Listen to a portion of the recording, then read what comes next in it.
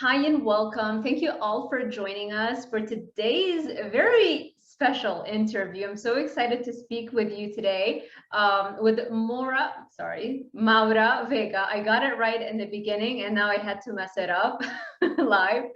So hi Maura, and thank you for accepting my invite for this interview. Oh, thank you so much for having me. I'm excited to be here. Me too. So I discovered you on Instagram and I realized that we both share our love for bodybuilding and low carb and all the fun stuff. And so can you share with us a little bit of a background of how you eventually got into the whole fitness field, and especially the bodybuilding part and the low carb or the ancestrally compatible diets? Okay, yeah, absolutely. It's of course, so there's a bit to go through, but I'll try to give you kind of just the Cliff's Notes version of it because it's a long story. But I mean, I've always been athletic. I was a dancer growing up. I was so passionate about dance, so I didn't really try any other sports out. So I was a dancer all my life. But of course, this was back in the 90s, and it's not, now it's cool to like be thick and have a booty and all that stuff, right? Like that wasn't what was in back then. And at the same time, I was doing ballet, and I was in a culture that was very much focused on being thin and what have you. Plus, there was a lot of bad advice going around at the time. That was when like low fat was, that was the thing, And so I mean, it really just my mom raised me and my sister. She was a single mom, and we just did what we thought was the right thing to do. That's what we thought was healthy. And I mean, I'm also Cuban, so we had like regular Cuban food too growing up. But then when me and my sister got a little older and we were in high school, that was like the thing. When I think of some of the things I used to eat, I'm like, oh my gosh, oh my God, it's like my nightmare, right? Like soy milk. Yeah. And low fat everything, just like even tofu, like, oh my goodness, I don't know how I ate this stuff, but that's what I thought was healthy. But I do remember having to, I'm not one of those people that could just eat whatever they want always and kind of remain thin. So I mean, gosh, I started dieting when I was probably a freshman in high school. That's when I felt like I had to go on a diet, right? To maintain my figure, to be acceptable for ballet and just comfortable even. And that was really just led me to a lot of restriction, because since I was eating the wrong things back then, I couldn't eat to satiety. I was eating the wrong thing. So I would gain weight and I didn't feel comfortable. So I just got used to it. Honestly, it was like fine. I never binged. I don't want to say binge. I never purged, but now looking back, like I see that bulimia it's like so much more to that. I think it doesn't only involve like actually purging your food. I think you can have tendencies when you try to undo something that you did the day before. So, I mean, that's kind of how I lived my life for so long. I was so used to it, and I would do honestly anything. I had a really unhealthy attitude around it. Like I would have done anything. Like I didn't care. I would smoke cigarettes if that meant that it was gonna make me not be hungry, diet pills, whatever it was. I didn't care, as long as like it would help me curb my hunger and help make me stay thin. I didn't even care really about the healthy part, right? Like that was because I was young and that's what I cared about. And it worked for me. I mean, it worked for me. I felt like I looked fine. Thankfully, I've always had like pretty decent skin, so I never like had any side effects for my skin or anything. But looking back, I can see how it totally affected my mental health, just being plant-based, not eating the right foods. But anyways, fast forward, once I graduated high school, I stopped dancing so much, and I did put on a little bit of weight, and that's when I found the gym. But again, back then I was like so scared of lifting weights. Back then I was that girl, cardio bunny. I would take like spinning classes and lift my little 5-pound weights. So scared of lifting weight. I wish I would have known what I know now. I would be like, oh my goodness. I'm like, I could have made so much gains, but, but that's okay. And still, I think I was still pretty much like the same with my eating habits. I didn't really find that the ancestral health, this kind of stuff, until I met my husband, Danny. Once we got together, and especially once I had my first child, Desmond, and I was still pretty young. I had him when I was 24. Yeah. That's when we found CrossFit. That's when CrossFit was starting to become a thing. And so CrossFit really helped me with so many things with my diet. Number one, because paleo is just what's big in the CrossFit community. So, Right. you know, Danny started reading about paleo and we started reading about it and it just made so much sense to me. And I was like, oh my gosh, this makes so much sense. You need fat. And then of course I tried it and I felt so much better. That's when I was able to do a little bit of intermittent fasting. I felt like I could actually eat and not have to restrict myself all the time. And I started lifting weights in CrossFit. I started to really lift weights. So that it got me out of that as well. And so I think I did a lot of healing during that time with just like opening my eyes to all of that stuff. And yeah, and then around the time my second was born, that's probably around 2014. That's when if it fits your macros was kind of becoming a thing, and Instagram and all of this stuff. And we kind of got sucked into that as well. Danny started powerlifting at the time. So the culture changed a little bit because powerlifters, they don't have great eating habits. A lot of, some of them do, but a lot of times the culture is just a little bit different. It's all about like bulk and all that stuff. So to lose the baby weight at that time, I was like, you know what? Danny knew a friend and he was a coach and that's what he did, like a typical bodybuilding, if it fits your macros diet. I mean, I did it because I have good willpower, but it was hard. But I mean, I did it and I did lose weight. But again, it's like you're obsessing about food all week. You binge on the weekend on your cheat day. And then it's just this horrible cycle. And then to add on to that, I was diagnosed with postpartum depression after Dean.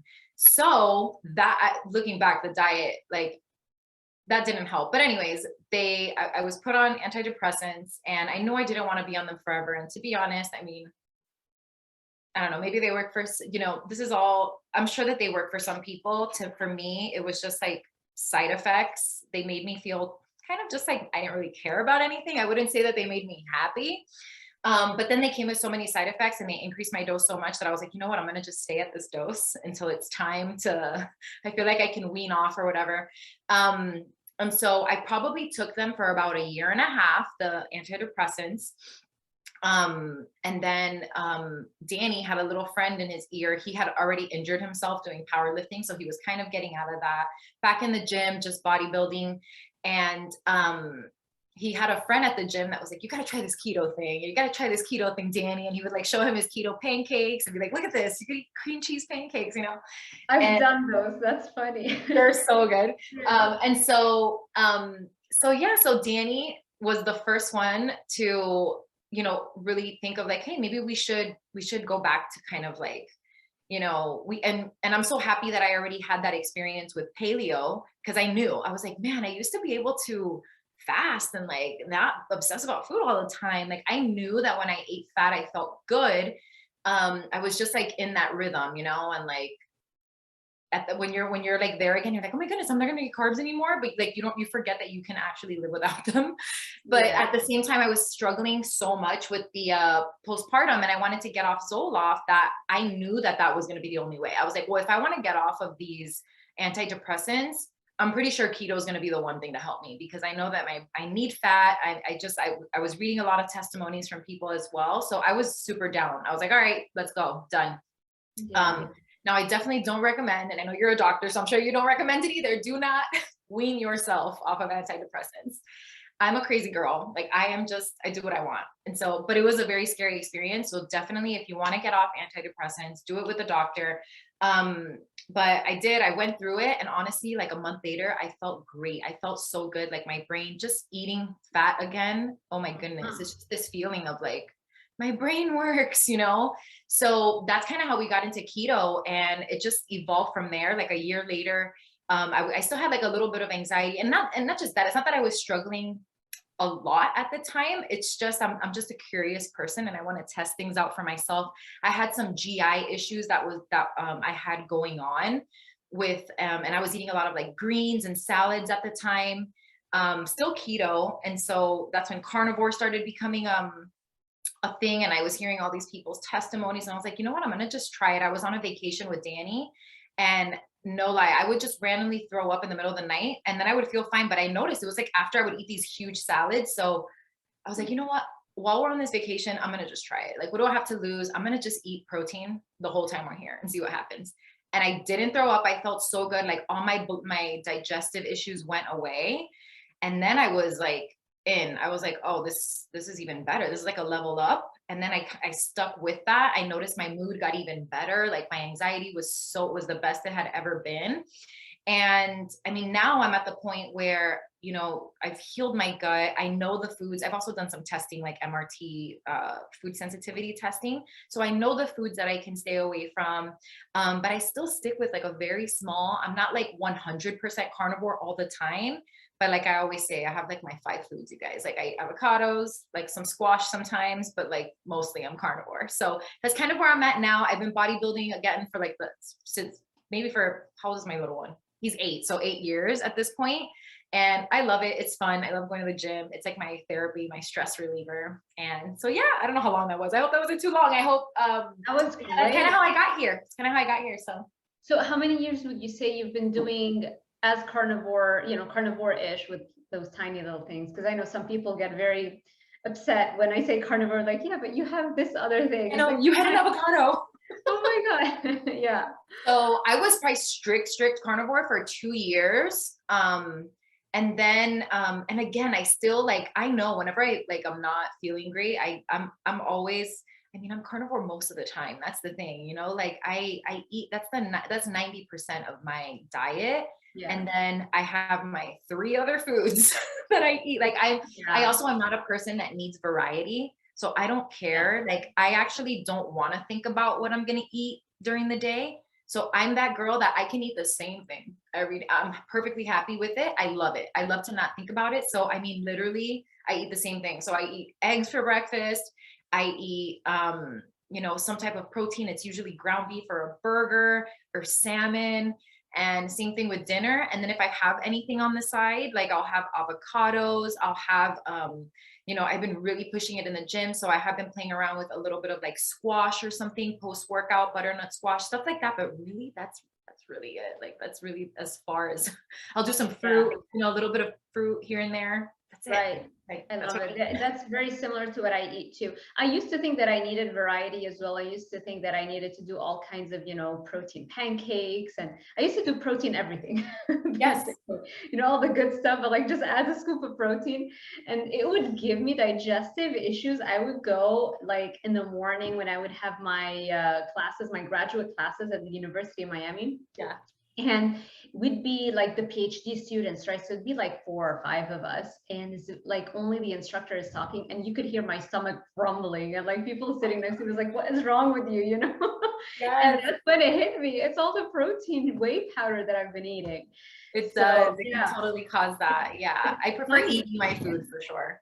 Say that again. People ask me all the time, "Do you recommend protein powders?" And I'm like, I mean, if you really have a hard time getting your protein, and in that case, some people, it really depends on you. Most people don't digest it well. Get like a really high quality, you know, I guess grass-fed protein concentrate if you need it, but eat your food. It's not the same. Also, it's sweet. I'm like, protein powders are sweet. It's not the same as eating a steak. It's gonna trigger cravings. Do you? How's your experience been with cravings and feeling like you needed to, you know, a cheat or a binge or all that kind of stuff?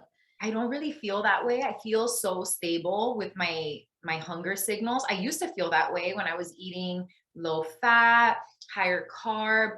Danny and I, it's so bad. Like we would binge on the weekends. And then it's like, you know, that feeling, I'm sure we've all done it. Like it's Sunday night, you know that it's Monday's coming up and you're honestly just eating to eat. You're not even hungry anymore, but you just know it's ending. And you're just like, how much stuff can I shove in my face right now?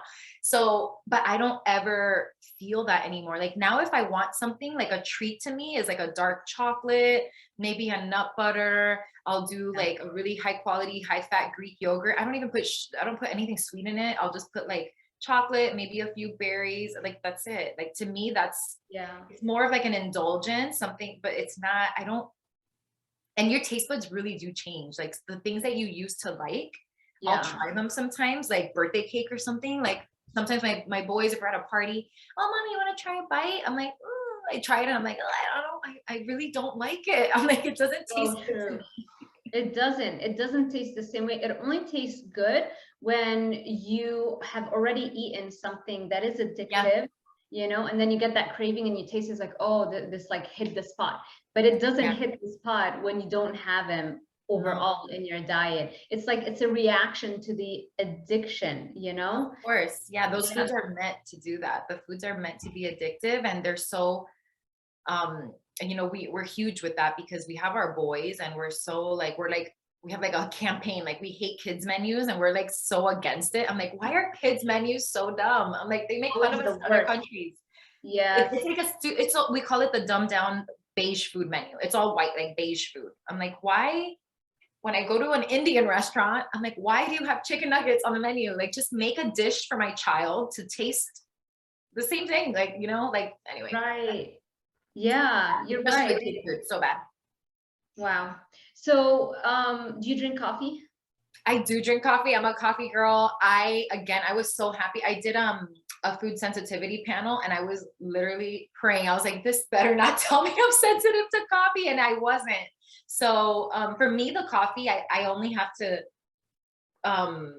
watch my intake when it comes to my adrenals. So I'm down to like, I'll have my morning coffee. I'm having a little now because I'm like, oh, my podcast, I don't want to, but it's like a little treat, but I have it, like, I don't put any sweetener in my coffee. We get like really high quality coffee. But yeah, there are people that have to cut it out. Like you might have to test that out if you're still having symptoms, I think. But yeah, if you have a good reason to, but I mean, most people that I know that have been doing carnivore diet, most people still keep the coffee in and they're still getting phenomenal results. So, you know, don't feel like you have to be so perfect going into this. It's fine. You can get a ton of benefit. I mean, you got a ton of benefit just going keto and you were still eating veggies, right? And then you improved even more on carnivore. Yeah. Do you take supplements? I take very few. I'm like against a lot of supplements. I feel like it's such a waste of money. It's a big business selling supplements. And I think this is where it's like, we're so blessed these days to have all this technology where before you're like shooting arrows in the dark, like thinking you need things. Well, now you can do some genetic testing. If you think you have something wrong, do some genetic testing. And I know that actually it really opened my eyes, and I wish I would have known it when I was younger because it makes so much sense. So like, for example, the one thing I do supplement with every day are my methyl B vitamins because I do have a genetic mutation. Like I have the worst of the worst for B12 and for folate. So, but I also, if I'm eating liver, like I know that you can supplement it with your diet. I just know when I'm not, like if I'm not getting a lot of liver or if I haven't gotten a lot of red meat, I'm like, okay, I'll probably take some methyl B vitamins today. But I don't think we need all the things that we take. And I think that they can be used in a certain situation. Like if I feel like I'm maybe getting sick, I might add some N-Acetyl Cysteine, some extra zinc those days. But really on the day-to-day, I don't really take many supplements. I take liver pills if I can't get it because it's not convenient all the time if my husband's not making me like liver stuff, I just won't eat it. So I will take some supplemented liver when I'm not eating it. Vitamin D. What do you think about that? I'm honestly not sure. I supplement it sometimes, not knowing if it's doing anything. But I also go in the sun. So like I make sure to go outside every day. I don't remember now. I think I might have like, not a homozygous, but maybe a heterozygous mutation for that one. But I think I'm absorbing vitamin D. I don't know. I have to get my levels checked. But my genetics, okay. Yeah, you have to check your levels and see where your level is at and then try to get it up to at least like 70, 80, even better. Most of us are in, when I checked it, it was before I realized the whole deal with vitamin D, I was in the 20s, you know, it's like severely deficient. And granted, I grew up in a place where it was always like, it's a coastal region overseeing the Mediterranean Sea. always getting tons of sun. Always And in then the sun. and then when I came to Miami, I had a pool in like the apartment complex that I rented in, and I would literally come home from and I would be studying by the pool all day, every day. I mean, I was so much darker, now like I don't see the sun as much. And all of this, and I still was You still have seriously. low levels. Yeah, and the Yeah. doctor at the student center at prescribed me 800 IUs, and I had to literally press them so hard to even ask for them to even order me a vitamin D test. Like, I was like, Wow. yeah, I'm not feeling good, blah, blah, blah. And I just created this whole story until finally they ordered a vitamin D test, and I was severely deficient. And thankfully I did the research and everything, and I realized that I needed a high dose supplementation, and that was the only way that I could bring it up. And even with that, it took a while for it to go Yeah, it up. takes a while, I've heard. I'm actually curious about this one because it's one of those things where you don't know. But of all the vitamins, I do vitamin D. I'm just so bad at it. I forget. Like I'm that girl that I'm just not consistent with my things. So I have to set my reminder. But when I do remember, I have it there. I know that you do have to take it with vitamin K, right? Vitamin K too. If you're not eating enough grass-fed, dairy, meat, and eggs. Okay. High quality eggs. Yeah, it really makes a big difference. I think it's like 600% difference between conventionally raised meat versus grass-fed. So there is a huge difference in vitamin K2 content in the way that the animal is raised. But if you're getting that from your diet, you might not have to go out of your way and get the D3 plus K2. Yeah. So it depends. What I do, I just put like a little bowl and try to minimize any inconvenience. Like that little bowl has my supplements, and I need to do that because it's like lazy. Yeah. I need to do that because I literally just get lazy. I'm like, I just forgot. I was too many steps. It's like too many steps. Yeah. If you don't see it, you're gonna forget. I'm gonna do that. Put it outside, right next to the fridge. Every day you're gonna open the fridge, so you're gonna see it. And you're gonna eat. And when you're preparing a meal, you'll do that. Even when I go out, like I'll put them in a Ziploc bag and I'll take them with me. Nice. So yeah, vitamin D. I think we all. There are different ways. Some would say that you would need a UV lamp. I have a little bit of. I'm still like not 100% on board with that. I think it might be better because the kind of vitamin D that you create in your body is going to be better than the kind of vitamin D that you're going to get from a supplement. But I'm a lot into the anti-aging literature as well. And just like the studies that I see, just what is our difference in wrinkles and skin you see with a person who's like one side of the face, like a taxi driver, one side of the face gets exposed to the sun and the other doesn't. I mean, it's just mind-blowing the effects that the sun can have. And we're not getting the best quality makeup. Like most makeup is like plant oils, So I think the solution is a little bit deeper than just get a UV lamp. I think we have to revamp even the products that we're using, all that kind of stuff, so that there's no interaction. So yeah, we could delve into, maybe I should like delve deeper into that and kind of create content on this topic, because I feel like a lot of us are thinking, especially with the anti-aging. People love that. Women, I want to know about that. I try to not get sun on my face. Like I'll go tan, but I always protect my face. I'm always with a hat and my sunblock. And I'll use a good quality sunblock. Question for you. So when you say the UV lamp, is that the same as the red light? No, it's different. Okay. That's what I thought. Yeah, you have different, like you have blue light lamps and red light lamps. They have different applications. Those are still great, for wrinkles, for lowering inflammation. Those are still great, but it's not the same as a UV lamp that's gonna stimulate vitamin D synthesis in the body. Okay. Yeah. And like you said, the sunblock is, I make sure, like I'm diligent about that. I always put like the highest level sunblock on my skin, especially because here's the thing. Yes, your melanin is the best form of sunblock, but we're not living outside all day long. We're not 100% used to developing that tan over a period of time so that it provides optimal coverage, because we're still living in houses. When you go out, when I haven't gone to the beach in like 2 weeks, and then I go and I spend the day at the beach, like my skin isn't ready, you know? Yeah. Yeah. So yeah, a lot goes into that. You were talking about supplements and you mentioned NAC. How are you getting your hands on NAC? Because I thought that they pulled it out of the market. I found it at Sprouts. I found Wow. it at Sprouts. Yeah. And I'll send it to you so you can tell me if it's a good one, but I Okay. found it at Sprouts. It is a little pricey. So that I did notice. I was like, oh, this is pricey. Cause a friend of mine, Tanya, she's, a nutritional therapy practitioner. And she was telling me like, I was like thinking my boys were getting sick one day and I never had taken NAC. And she's like, oh, get NAC. That's what I usually take. I didn't even know that. Well, Yeah. they have Yeah, it's pretty strong. So I mean, they use it in the ER for detoxification if somebody overdosed on a drug, or even if you overdose on Tylenol and things like that, they'll Oh, use that. wow. Yeah, but I thought they pulled it, so I'm glad to know that you can still get your hands Yeah. on that. Yeah. So, what are your thoughts on competitions? Have you ever competed? Do you want to compete, or do you just do it for you?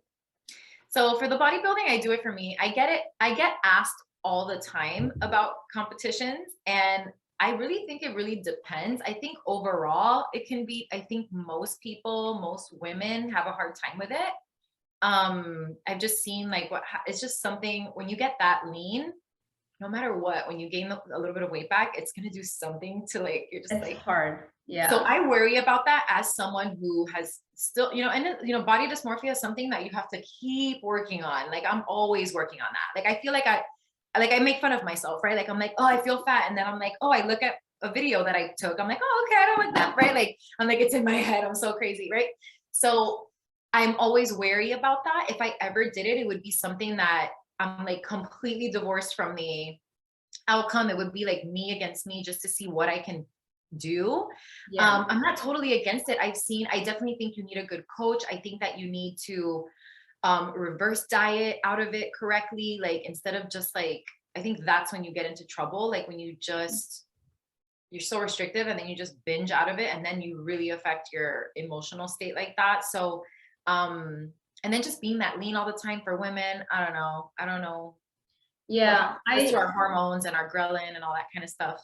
yeah, for sure. It's so much goes into it. What I would say is because you're doing carnivore, you might not have the same experience, might be easier for you. Because remember, most of those competitors aren't eating the fats, right? They're doing Exactly. like the rice, broccoli, and a little bit of chicken breast and things like that. So that might be a little bit more challenging, and you would have to take maybe synthetic hormones, and so I haven't seen enough people yet in the carnivore community that are competing, but every time I hear about somebody, I make sure that I get them on. And from what I've seen from them, it seems that they're having an easier time Yeah, so I can far. see that. Well, So even if I've told Danny, I'm like, if I ever did compete, 100% carnivore, because even when I'm strict carnivore, I get lean and I'm not even trying to be lean. I'm like eating ribeyes, you know what I mean? And I will get so ripped. So like, yeah, if I ever did a show, I definitely think that, that's the way to go because you can still keep your fat a little bit higher and your hormones might not get so jacked up. You can fast a little easier without really, right. since you're in ketosis, you're not really risking like losing some muscle as much. You're a little bit more muscle sparing. So yeah, Yeah. definitely. Yeah, cool. Okay. So how about you share a little bit about generally overall, what are you focusing on right now? So I know you're a content creator on Instagram. Do you do that like full time? Do you have a YouTube channel? So I am a content creator on Instagram and TikTok. My TikTok actually has more followers than Instagram. I love TikTok. It's fun. And I mean, I used it up until this point. We have a coaching business a coaching platform that we're doing right now that's helping our clients get in shape. We help them with their diet, with their workouts. Ultimately, though, I'm trying to build something for women, specifically just helping women put on muscle, eat again. Like there's so much restriction, even within the keto community. I'm like, okay, guys, like fasting is definitely a tool, but Yeah. there's like a lot of stuff going on where I'm like, okay, but we're not eating. We can't eat 80 grams of protein and then kill it at the gym. We just can't do that. 100%. So Yes. kind of getting that message out, and really that's the goal, like just helping women, moms, eat again, and you know, with in the healthy way, like more meat based, not being scared of eating meat or lifting weights, so that they can feel good and get what they've always wanted. You know, everybody's always like, oh, I want to be toned. I'm like, well, that's how you get toned. You gotta lift weights. You gotta push yourself. And so, I mean, that's really what I've got going on. The content, I mean, well, oh, YouTube. So I did open a YouTube channel. I haven't posted on it yet because I know how these things work. So I'm kind of waiting to get some content. Like I know YouTube Shorts is like a huge thing right now. So I'm definitely planning on starting that soon, just to reach a bigger audience as well, and see where that goes. But it's so competitive. So I know how YouTube works, and I know you gotta keep uploading for them to put you out there in the feed. So I want to make sure, because my problem is consistency. Like I'll get burnt out and then I'm like, oh, I won't post for like however long. So I want to get some content. But yeah, I would love to do YouTube as well. But I haven't officially started that. So right now I'm just on TikTok and Instagram. Those are like my main things where I post workouts, you know, what I eat, that kind of stuff. So Yeah, that can totally be a full-time job. So I'm doing YouTube and Instagram, but it's like I can't even think about TikTok right now. I know I should do it, you and I should know, totally do it. no, right? The algorithm is like wild over there, but it's like maybe. So here's the plan. The plan in like in like a month or a month and a half, I want to really do a lot more exercise and dance videos. That's really something that I think is more of is better lead generation, you know. And I don't, and that can also cast like a wider net for my audience, because I don't want to just be, you know, carnivore. I have a lot of people that I can help who have great mental health, great everything, and they just want to learn the basics. They don't want to do carnivore right away. I will tell them it's probably the best, it's the optimal new diet. You're gonna live longer, you won't get wrinkles, you know, like I'll make sure. I can't help myself, but it's fine if you help them where they're at, and hopefully eventually they'll evolve, you know, to get there. So I feel like with the exercise stuff and the dance videos, those are easy to repurpose, you know, and put them. So Absolutely. Yeah. Absolutely. And you also have like a lot of content that you've already done on Instagram. So you could always repurpose those to TikTok. I just think like TikTok is just, it's still more organic reach than, it's just the way it works. Like Instagram will push you to your followers first. So it's hard to like get into those bigger feeds, where TikTok, it really could be any video. Like you'll just have a video go like, and then you'll get like, and then it really translates. Like you'll get 10,000 followers out of one video. You know what I mean? So it's, I don't know, it's a different crowd over there. So it could be more brutal, but it's like, at the same time, I feel like TikTok crowd is a little bit more, I don't know, I don't want to put down Instagram, but they're like more real or something. I don't know, like they're just like, even if they can be nasty, but they're just, it's more like, I don't know, it's kind of just more real over there. Where Instagram is very like aesthetic, everything is pretty, which is fine. It's just perfect. Yeah, just different. But I think you would do really well over there. And I like that idea, like repurposing the trends. All the trends start over there anyways. Like when I see them on Instagram, I'm like, I saw this video 2 weeks ago. right. Right. So the trends will start over there, and it's fun. There's a lot of different things you could do. And I'm telling you, like with doctors, and there's like a whole like nurse talk thing. I mean, there's like rabbit holes in TikTok. TikTok's intense, but I think that like doctors do really well over there, just because people really want to follow. Yeah, there's some pages there that, I mean, and then you'll see like doctors that have a lot of followers and they're giving horrible advice. Oh yeah. So you could go on there, you know, or these dietitians that I'm just like, oh my gosh, you're giving all these people such bad advice. But yeah, that's like 95% of this field, unfortunately. And it's because, you know what I think it is? I think that some, or I don't know if a lot, but like when I look at a dietitian who's still recommending the Academy of Nutrition and Dietetics, like the grains and stuff, it's like, it's not like you can't possibly know better, because I feel, I don't know, maybe they don't know better, but why would they not know better maybe because they just have no interest in or Yeah. no passion about it. You know, it's more of like a job. And there are a lot of people who choose this track just as a job to pay the bills, not Yeah. as something that for me it's like a 24/7 thing, you know? Yeah. Like for you, it's like an ongoing education process. Like you really love the research, you love to Yeah. learn. So did you do UM? Is that where you went to med school? Yeah. Well, not med school. I have a You, PhD. Yeah. So you did I your grew up PhD at? Yeah, so I grew up in Lebanon and I did my bachelor's and master's degree in nutrition and dietetics. And then I became a licensed dietitian, which means you have to, Okay. I did the hospital internship and then you sit for the equivalent of like a board exam. It's like the Mhm. governmental exams to become a licensed dietitian. Okay. Did all that and then literally came here right after on a one-way ticket because I knew I needed, yeah, there was nothing for me there, you know. Yeah. So one-way ticket, and I started my doctorate at the University of Miami in exercise physiology and nutrition. So nutrition was like a Oh, whole year that I was supposed to take nutrition courses, but I had already taken them because they were the same like the master's. So they waived the whole year for me. oh wow. Yeah, and that's like the academic background. Cool. Well, I'm a Miami girl, so I love that you went to UM. That's pretty cool. I thought Oh, Danny and I were trying to figure out. Danny's like, oh, she's from Miami, right? I'm like, I don't know if she's from Miami. I know she went to UM. And yeah. do you live in Ocala? Is that Yeah, we just moved here literally less than a year ago. from Miami? July 2nd of last year, we bought a house because my husband retired and I had already graduated and I'm teaching online because of the pandemic, which was so awesome, you know? Yes. So there was no reason for us to stay there. And we wanted to buy a house. Buying this house in Miami would have cost us Oh like no. 700,000, Yeah. 800,000 easy. Oh yeah. Oh yeah. That's why we left too. I mean, now Tampa is horrific, but We're in when Tampa now. I had no idea. yes, we totally gotta We're in we're gonna have to Miami. get yes, we're gonna have to get together. We're like We neighbors. must, But yeah.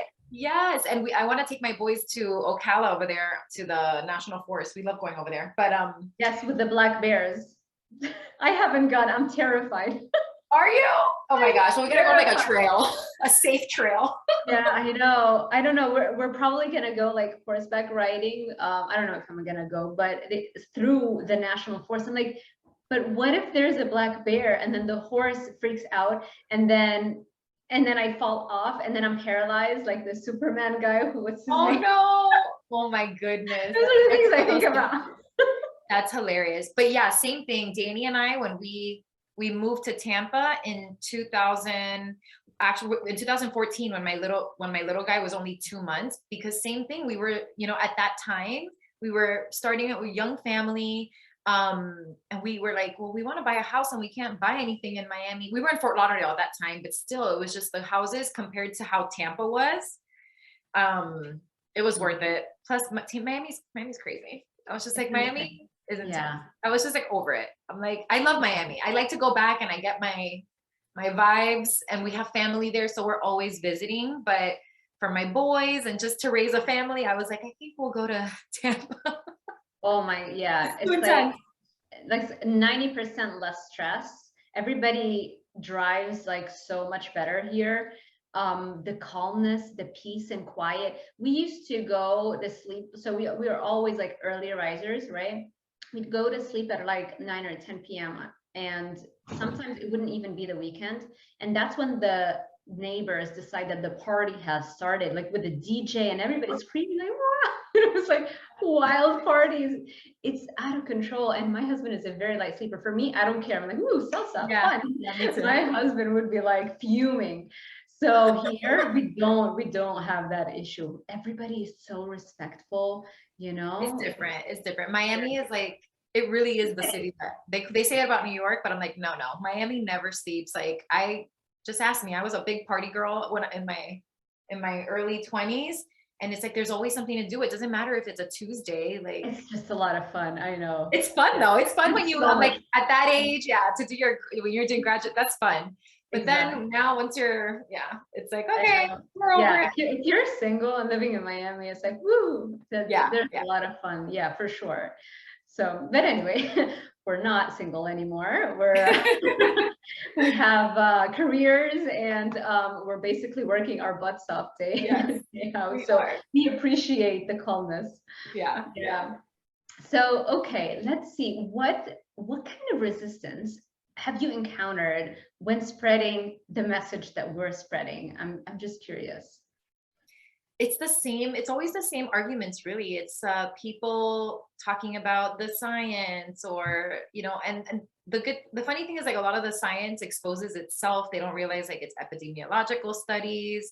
The good thing is there's now more studies coming out. I think, like, more studies being sponsored. Like, I love that. I think you shared one of the ones that I love to share, because people always talk about fiber. That's like the big one. What about fiber? Da, da, da. And like, they're so shocked for me. Like, I'm like, actually, I'm like, when I'm carnivore is the best digestion that I have, period. I'm like, when you eat and you like, you get like a bubble. I'm like, no, nothing of the sort. I'm like, I will go to the steakhouse, all you can eat. And I will eat. I will put down pounds of meat, and in an hour, my stomach is like nothing. It's like I feel flat, like I drink water. It's like ripped still, like. And so people, it's hard for them to get a grasp on that. But I love that study. I don't know if it's the same exact one. It might be.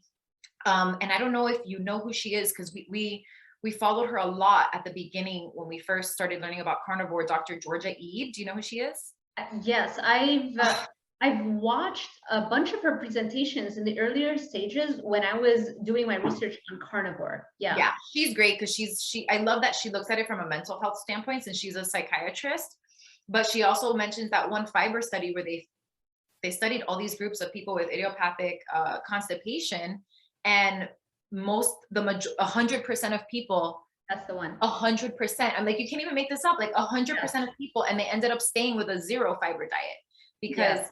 So that is the main argument that I probably get. And of course, I'm not a doctor or anything, so people are always like, oh, whatever. But I just always share from my experience. I'm like, well, look, this is my experience. There's also a lot of people that are having the same experience. There aren't studies done on this because, unfortunately, there is an agenda. I mean, there's a lot of money to be made. I realized that when I worked. I actually, believe it or not, I mean, thank goodness for my experience, but when I was in college, I thought I was going to be a pharmacist. Like, that's what I thought I was going to do. I thought I was going to be a pharmacist. It was just one of those things that I was like, oh, it's easy. It's probably easier than, I liked chemistry and all that stuff. But then I worked in the pharmacy. So I got a job as a tech in the pharmacy for 3 years, and it opened my eyes. And I was like, oh no. I was like, they don't help people here. I was like, we're not that. I'm like, oh no. Like, I saw the truth working there. I saw what we do there. It's a factory. I worked in, Miami. It was on 107 and Bird, Westchester, which is like all Cuban, like all these, old Cuban people. And it's like, we would call them the brown paper bag people, because they had their 30 prescriptions on auto refill. And it's like, and I'm just like, oh my goodness. Like, and it's like one thing leads to another, and you're taking this is not okay. So I really learned a lot just working in there. And that's kind of like where I was like, something's not right. So, there's just, and even when we were talking a little bit about, the RDs and all that stuff, I mean, some of it's not even their fault. Like, this is what they're taught. This is what they're taught in school. So it's, Yeah. But see, here's the thing. I was taught the same thing, and I get it. And it's a lot harder when you are brainwashed, when they're basically showing you the studies that they want to show you, right? Yeah.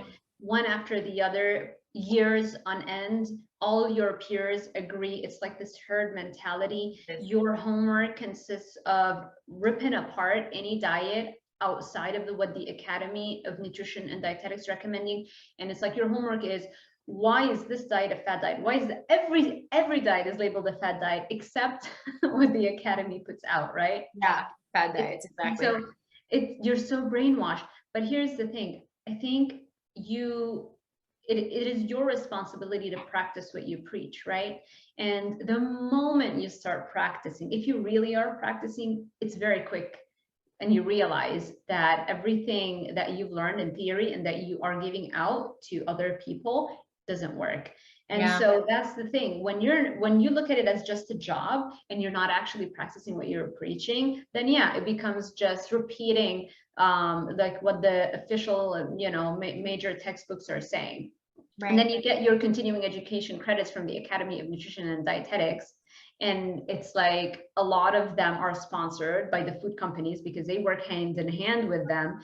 Uh, it's wild that people can't see that. And but sometimes I also understand when you're so into the system, because when it's very close to you, you don't see it, as Yeah. opposed to when you move yourself out of that environment. And Yeah. so it's funny to me when people say, oh, you're not a doctor. Well, the vast majority of doctors are Yeah. preaching the wrong things. They're Yeah. too busy getting brainwashed and they're working in the system. So somebody outside has actually more common sense. And trust me, you don't need to go through this traditional academic background in order to know what you're talking about, especially now in the age of the internet.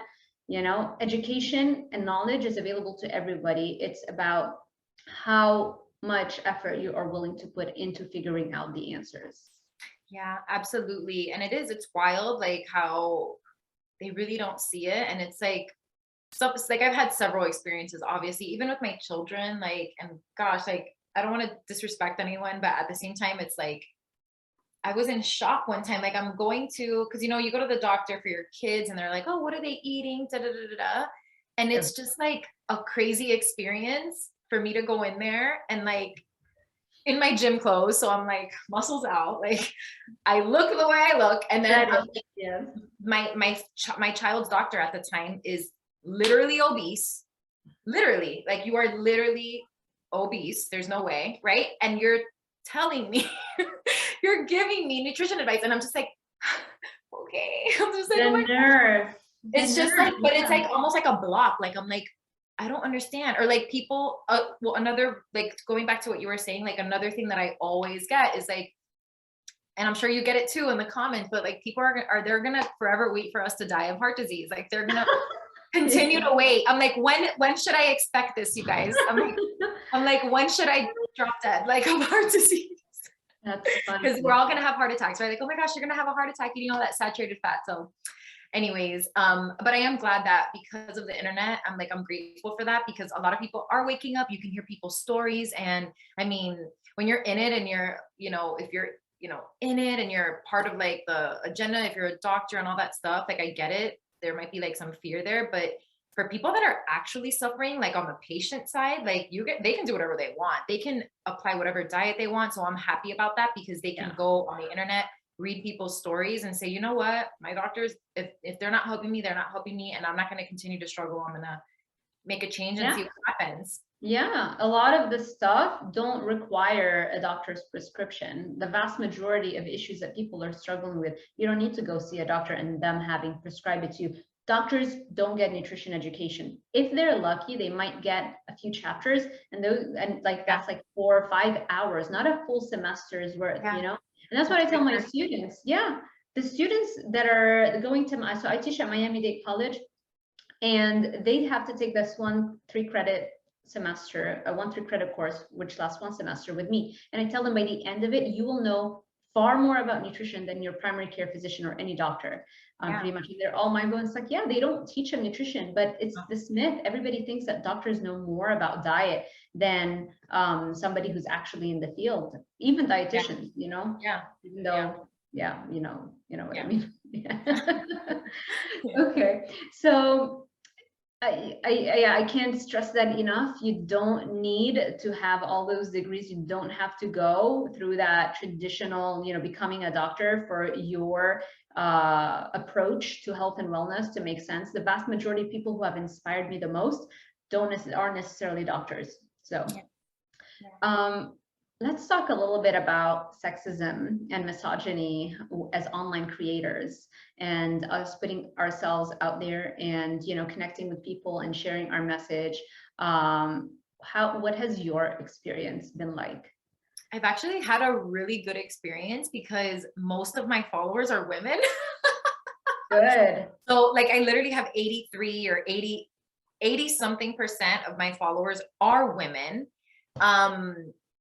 I mean, it happens maybe a little bit more on TikTok. Like I said, TikTok's a little bit more because you could just have a video go viral. Yeah. Right. And those are not necessary. Like the difference between TikTok and Instagram is that on Instagram, it's your followers looking at your video. Where on TikTok, when they push it out to new people, which is why you can get more followers, but it's not people that are following you. So it leaves it open for, and it's always like, if anybody ever leaves a nasty comment, it's always like a fake page with like no picture, user 54567, whatever. Right. But, Zero posts. yeah, I mean, I have gotten a few comments, but luckily I haven't really gotten anything negative. I mean, either way, like it's up to us. Like, we can present ourselves however we want. You know what I mean? I try to be respectful in general, but I think that the men that follow me, they really they follow my husband, and like they're really caring. I think if you have a good message, you know what I mean? Yeah, I don't know.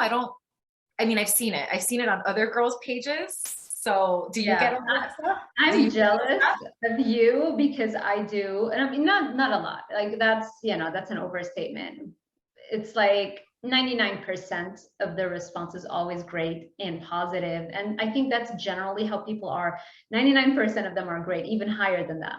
Yeah. But it's always like, and me, I'm a very sensitive person, just I've always been that way, very emotional, very sensitive.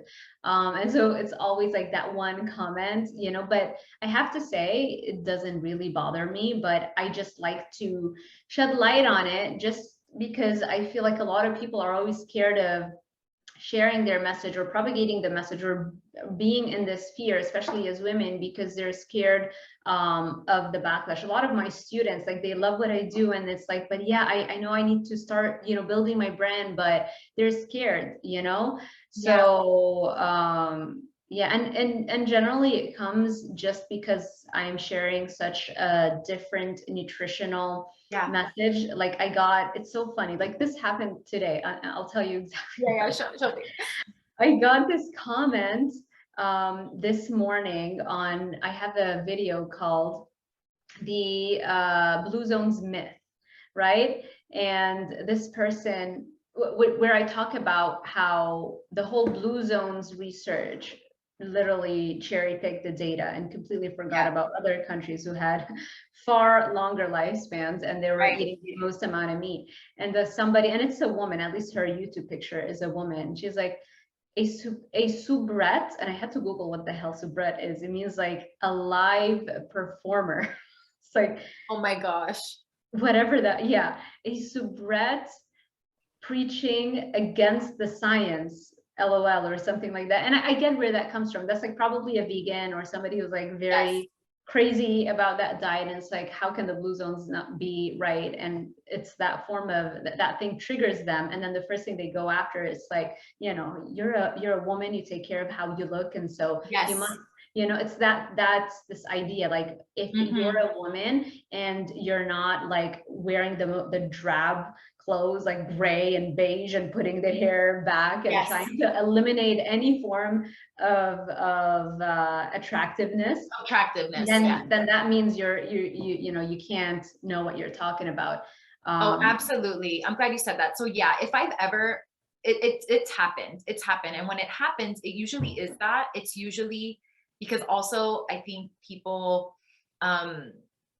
and it's a certain type of man, of course, like, like when you see it, you're just like, immediately you kind of know like where they're coming from. So it's like a shocker. It's like more insecurity on their part. But I think it also bothers some people, and even women sometimes, to be, also outspoken. Like, you can't look a certain way and speak out that way. Like, that's not acceptable.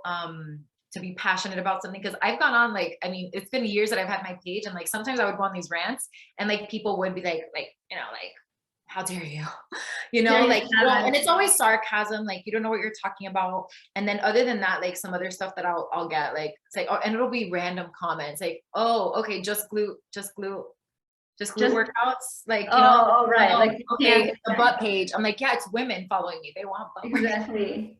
We all want over it. Everybody wants fun. Those are the fun videos, and that's what women generally focus on, Yeah. So and that's just a way, just a way to criticize you because they get triggered. And I think they just want to like tear someone down, that makes them feel whatever type of way. It's like, so I totally understand where you're coming from with that. Yeah, like you're jealousy not too. to. It's triggering, and it's the jealousy. And it's sadness, really. I mean, most of the time I'm like, I'm sorry you're having a bad day. I hope at some point you. Oh, I do that too. I'm like, feel better. I hope you feel better. Yeah. Yeah. That is really the appropriate response, because that's really what that person's going through. And it is always on the appearance too. Like I have gotten a comment maybe one time, like, because I'll go to the gym, girl. I'm like you. I'm like, I'm gonna look cute. I don't care. Like I will work out. Miami girls. I'm from Miami. I'm like, we work out with our hair down. Okay. Yeah, it's true. I'm like, if I get real sweaty, I'll put it up, but I might not want to mess up my hair today. So like, yeah, like, oh, you're working out with your hair down. Like, right. I'm like, yeah. How dare you? How dare you? Or like putting makeup on to go to the gym. Someone said something to me about that one time. Like, I'm like, well, yeah. All the time. All the time. All the time. Yeah. Because I like it. Yeah. It's like women are so okay. If you don't take care of yourself, she doesn't take care of herself. How does she let herself go? Whatever. Then you do take care of yourself, and it's like, oh my, it's too much. Oh, you're asking for attention. No, exactly. It's like you can't win. You can't win. That's why it's like the best response is to just try to respond and kill them with love, kill them with kindness, and just 100%. That's all I can do is like pray for people like that, because it's like I know it has nothing to do with us, especially if it's a stranger. It's like that person doesn't know us. Like they don't. True. Yeah, it's not personal. So this has been so much fun, Maura. Thank you so much. How can people find you and connect with you and your work?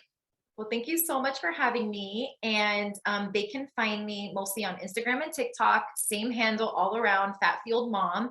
And if you want to follow me on YouTube, even though I haven't uploaded anything yet, I will, I promise. Same thing, Fat Fueled Mom. And you can find me there. Again, free workouts, nutrition, inspo, and just all around fitness inspiration. And yeah, that's where you can find me and all the things that I do and have going on there. Yay, awesome. I'm going to link all of those links in the description box below. And thank you so much again, Maura. And thank you for everybody for watching this interview with us. I hope this was helpful. If you enjoyed this kind of content, make sure you give it a thumbs up, subscribe, and hit that little notification bell icon so YouTube alerts you every time I post a new video. Thank you all for watching, and I will see you in the next one.